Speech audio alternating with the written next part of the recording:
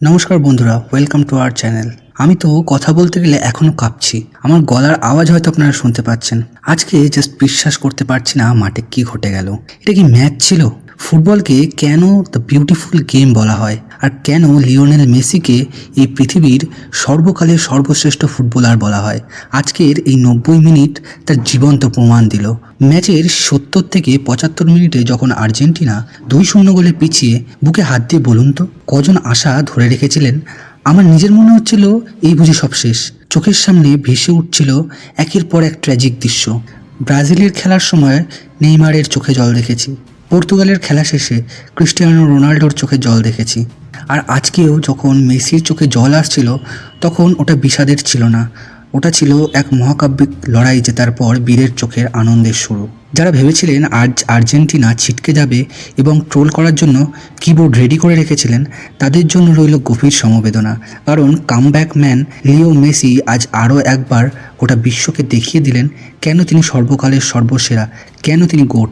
ম্যাচের শুরু থেকে প্রথমার্ধের প্রথম 30 থেকে 34 মিনিট আর্জেন্টিনা ছোট ছোট পাসে বল পজিশন রেখে ম্যাচটা কন্ট্রোল করার চেষ্টা করছিল, কিন্তু ইজিপ্টের ডিফেন্সিভ অর্গানাইজেশন আজ এতটাই সলিড ছিল যে আর্জেন্টিনা ফাইনাল থার্ডে গিয়ে খেয়ে হারিয়ে ফেলছিল।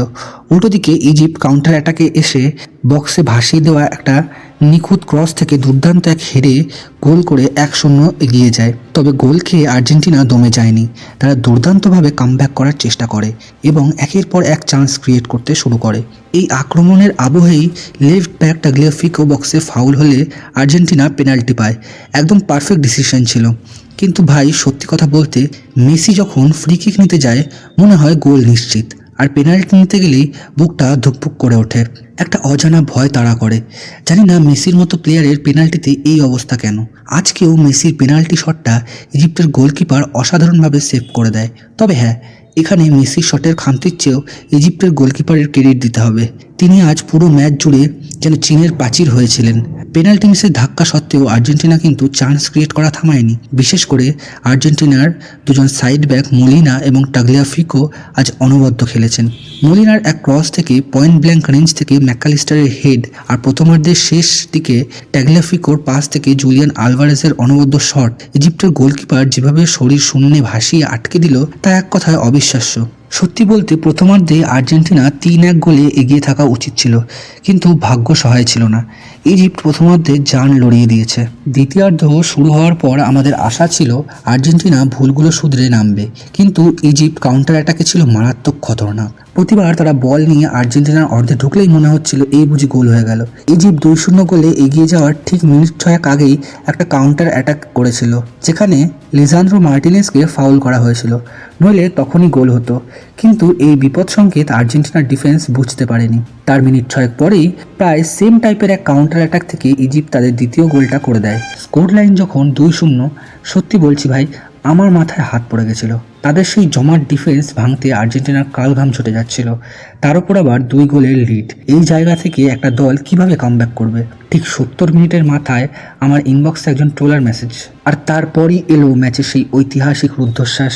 শেষ 15 থেকে 20 মিনিট, যেখানে লিওনেল মেসি নিজের অলৌকিক রূপ ধারণ করলেন।